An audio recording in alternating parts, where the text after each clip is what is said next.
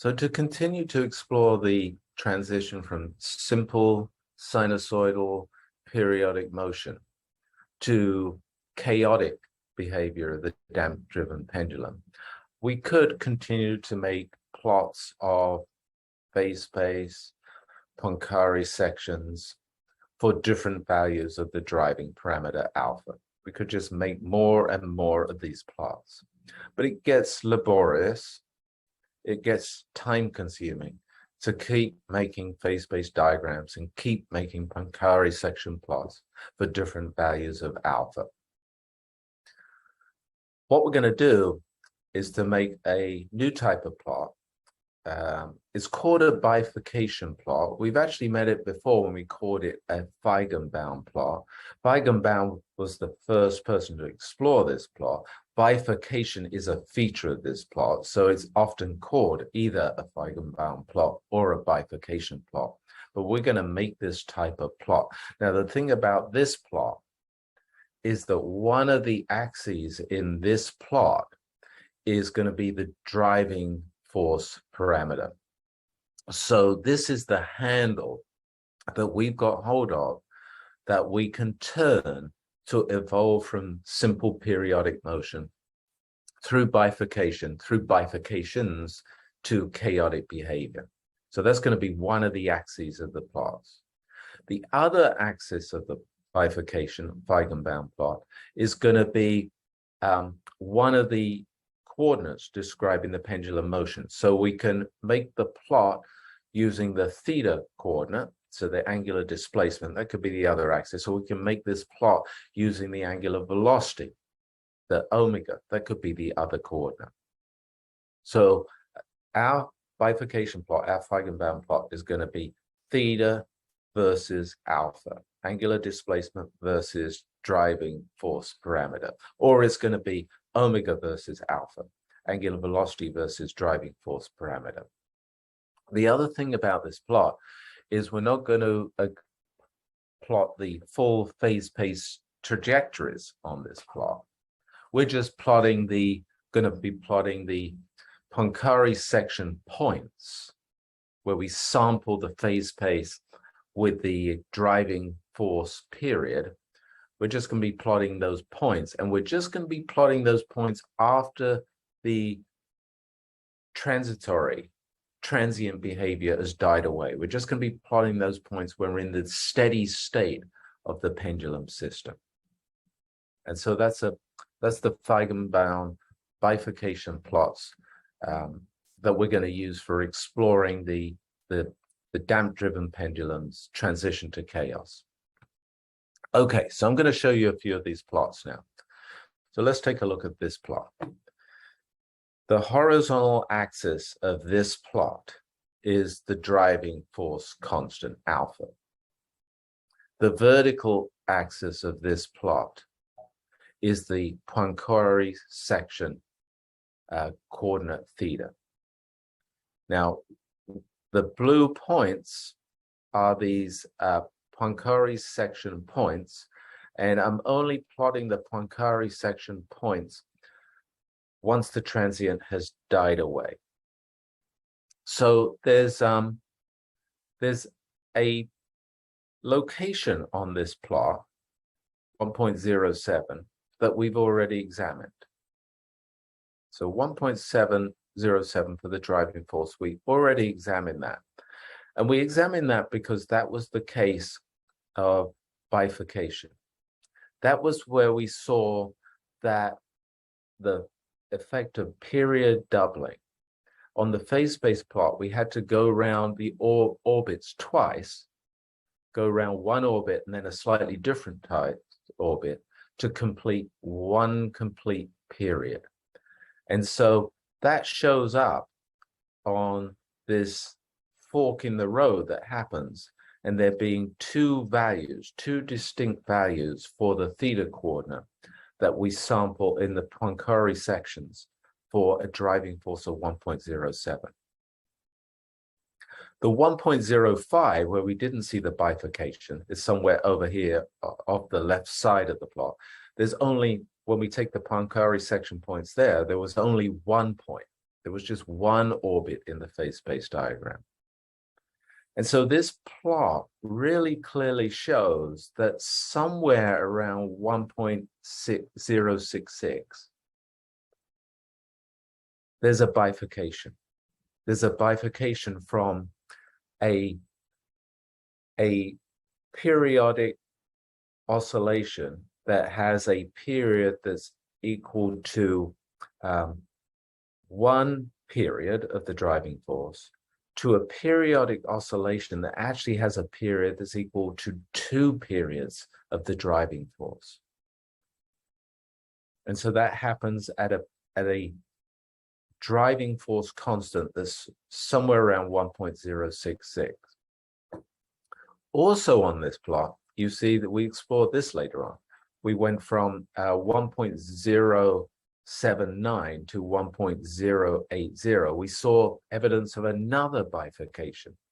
And you can see that over here on the far right of this plot. It's this one downstairs here. This fork in the road of this lower fork is clear to see in this bifurcation plot. So there's another bifurcation happening here.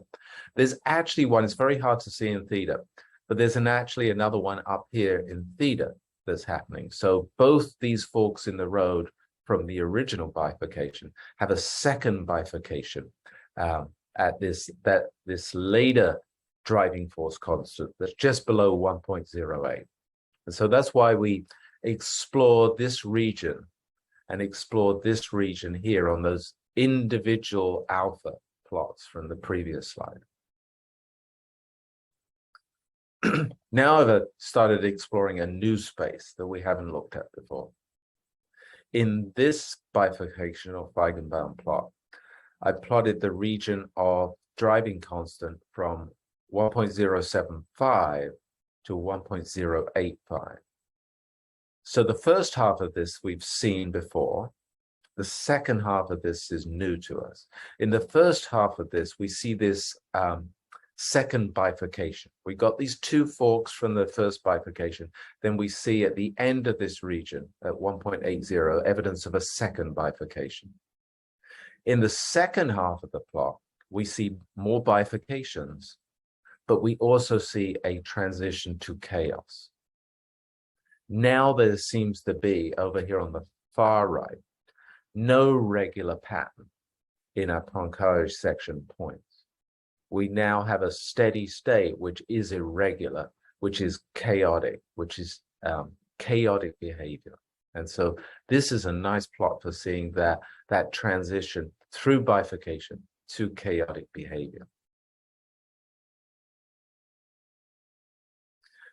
The next two plots are the same as the prior two plots, but I'm actually plotting the coordinate omega, the angular velocity, horizontally, rather than the coordinate theta vertically. So this is that region from 1.06 to 1.08. This is the region where we see the first bifurcation at 1.066 roughly, and it is the region where we see the second bifurcation at just below 1.08. It's a little clearer, you see here, that there's two bifurcations in the bifurcation plot for omega, the angular velocity, rather than theta, the angular displacement. If I go on to the second plot, so this is this second region of driving force constant from 1.075 to 1.084. Again, we see these two forks in the road from the first bifurcation that's off to the left of this plot. We see this second bifurcation at around 1.08. We see evidences of another bifurcation so that we would have a sort of period 8 arrangement for our pendulum at a later time around 1.082, and then we see the transition to chaos, where there's no simple periodicity in the steady state of the damp-driven pendulum. This final plot is of the Poincare section points over a much, much larger range to give us a much greater picture of the pendulum. the damp-driven pendulum. So now I'm plotting from 1.0 to 1.5. Previously, we were looking at small sections of this. We looked at this region in here around 1.066, where there's the first bifurcation. We looked at the region over here at 1.08, where there's the second bifurcation. And we looked in this region here, where we saw the transition to chaos. In this picture, we see that, well, the pendulum evolves through a bifurcation and further bifurcations to chaos by 1.1 driving force parameter, but then actually emerged from that chaotic behavior by about 1.3 driving force parameter. And so for this region on the right of the plot, from 1.3 to 1.4, we're back now to simple periodic. It's not sinusoidal, but simple periodic motion at the driving force frequency. And actually in this region here, what's happening, every period of the driving force, the pendulum is looping the loop. It's going over the top. So this is kind of a rolling region, a simple rolling motion of the pendulum. But then even that simple rolling motion of the pendulum transitions to, you get another bifurcation over here, further bifurcations over here on the far right, and finally you see another chaotic region emerging at alpha equals 1.5. And so that's evidence that we don't simply, as we turn up the driving force parameter, go from sinusoidal periodic motion to non-sinusoidal periodic motion to bifurcation, period doubling, to further bifurcations, to chaos.